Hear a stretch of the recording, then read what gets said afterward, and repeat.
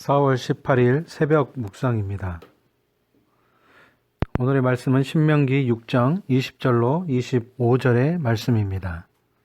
후일에 내 아들이 내게 묻기를 우리 하나님 여호와께서 명령하신 증거와 규례와 법도가 무슨 뜻이냐 하거든 너는 내 아들에게 이르기를 우리가 옛적에 애굽에서 바로의 종이 되었더니 여호와께서 권능의 손으로 우리를 애굽에서 인도하여 내셨나니 곧 여호와께서 우리의 목전에서 크고 두려운 이적과 기사를 애굽과 바로와 그의 온 집에 베푸시고 우리 조상들에게 맹세하신 땅을 우리에게 주어 들어가게 하시려고 우리를 거기서 인도하여 내시고 여호와께서 우리에게 이 모든 규례를 지키라 명령하셨으니 이는 우리가 우리 하나님 여호와를 경외하여 항상 복을 누리게 하기 위하심이며 또 여호와께서 우리를 오늘과 같이 살게 하려 하심이라. 우리가 그 명령하신 대로 이 모든 명령을 우리 하나님 여호와 앞에서 삼가 지키면 그것이 곧 우리의 의로움이니라 할지니라. 아멘. 사람은 누구나 지난 일을 망각합니다. 시대의 기억도 마찬가지이고요. 오랜 시간이 지나고 다음 세대가 되면 아무리 강력한 기억이라도 어렵지 않게 사라지고 맙니다. 사소한 것이라면 괜찮지만 우리의 정체성, 혹시나 우리가 구원에 관한 기억이라면 결코 잊어서는 안 됩니다. 모세는 율법을 왜 지켜야 하는지 자녀들에게 가르치라고 명했습니다. 하나님의 역사를 듣고 깨달아 율법을 지키면 이스라엘은 세대를 넘어 계속 하나님 백성으로 살 수 있었습니다. 지금 우리의 신앙은 우리만의 것이 아닙니다. 오늘 20절 말씀처럼 우리가 하나님과 함께하는 이 삶은 다음 세대 신앙의 표준이 되기도 합니다. 그렇기 때문에 우리가 믿는 것이 무엇인지 온전하고 명확하게 아이들에게 말할 수 있어야 합니다. 잠언 22장 6절에 보게 되면 가르쳐야 알 수 있고 알아야 그것을 따라 행할 수 있다고 말씀합니다. 만약 우리가 신앙을 전수하지 않고 거룩하게 살지 않는다면 아이들은 신앙의 기준을 상실하고 말 것입니다. 우리는 스스로 말할 수 있는 그 신앙의 스토리, 그 스토리가 있어야 합니다. 오늘 말씀 21절에 이스라엘에게는 바로 그것이 출애굽이었습니다. 절망의 상태에 있던 그들을 하나님께서 권능의 손으로 건져내신 그 사건 말이죠. 이 이야기는 반드시 후손에게 전해져야 했습니다. 이스라엘의 후손들은 출애굽을 경험하지 못했지만 부모님에게 출애굽의 경험 그리고 그 가운데 역사하셨던 하나님의 그 권능의 손 이야기를 들으면서 하나님을 알게 됩니다.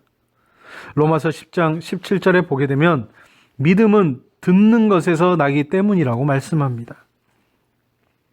오늘 말씀 23절에 모세는 출애굽의 이전 세대 이야기에서 자신의 이야기를 듣고 있는 사람들의 이야기로 전환하고 있는 것을 보게 됩니다. 요단을 건너서 가나안에 들어가 전쟁하는 것은 굉장히 두려운 일입니다.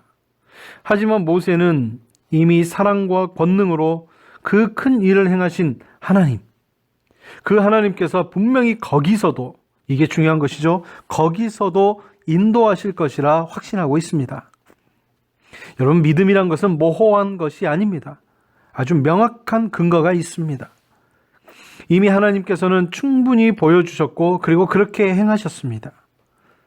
우리가 그것을 기억하고 또 그것을 통해서 우리가 발걸음을 옮기게 될 때에 우리는 앞서가서 싸우시는 여호와의 영광을 보며 그 뒤를 따를 수가 있다는 것이죠. 여러분, 우리는 할 일이 있습니다. 하나님의 역사를 기억하고 그분의 뒤를 따라가는 것입니다. 오늘 24절 말씀처럼 그리고 하나님의 명령을 지키는 것입니다. 우리는 율법을 지키는 그 삶을 율법주의와 연결하곤 합니다. 하지만 하나님 말씀을 사랑해서 그 말씀을 묵상하면서 사는 삶, 그러한 삶과 율법주의라는 것은 너무나 큰 차이가 있습니다. 말씀대로 사는 사람은 마음을 다하여 하나님을 경외하는 사람입니다.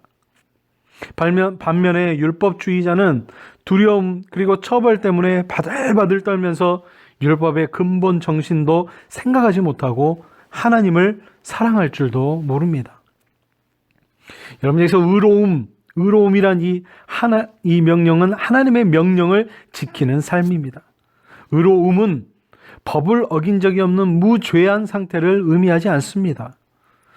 그 말씀은 적극적으로 하나님 말씀에 순종하며 그것을 이루려는 그 상태, 그 마음을 바로 의로움이라고 말할 수가 있습니다. 바로 그것을 의미합니다. 사랑하는 부부의 관계가 그저 돈 많이 벌어오고 아이들 대학 보내는 것, 그리고 아이들 키우는 것, 이것뿐만이 아니듯이 의로움이라고 하는 것은 사랑과 은혜의 하나님께로 우리를 인도하는 것을 말씀합니다. 아까 전에 말씀드렸지만 믿음은 들음에서 난다고 말씀드렸습니다. 그렇다면 사람은 누구에게서 가장 많은 그런 말을 들을까요? 아마 부모일 것입니다. 우리 앞세대일 것입니다. 가정일 것입니다. 우린 아이들에게 우리 삶 가운데 역사하시는 그 하나님에 대해서 우린 분명하게 그리고 명확하게 적극적으로 알려주어야 합니다. 물론 그 아이들도 자신의 삶에 임하는 그 하나님의 은혜를 분명히 경험할 것입니다. 하지만 가정과 또 교회에서 하나님의 역사를 충분히 듣고 자란 아이들, 이런 아이들은 분명히 한 발 더 앞서서 하나님을 따라가고 있을 것입니다.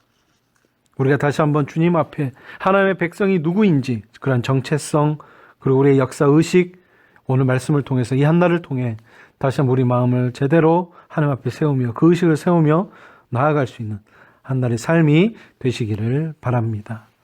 기도하겠습니다. 사랑의 하나님, 하나님 백성이라는 정체성, 이것은 분명한 역사의식이 있어야 되고 공동체 의식에 기반하는 것을 오늘 말씀을 통해 우리는 깨닫게 됩니다. 하나님께서 바른 정체성을 확립하는 것을 요구하시는 그 이유는 자기 백성으로 하여금 복을 누리게 하기 위해서인 줄로 우린 다시 한번 말씀을 통해 깨닫게 됩니다. 우리는 비록 이스라엘 민족은 아니지만 예수 그리스도로 인해서 하나님의 백성, 하나님의 자녀가 되었습니다.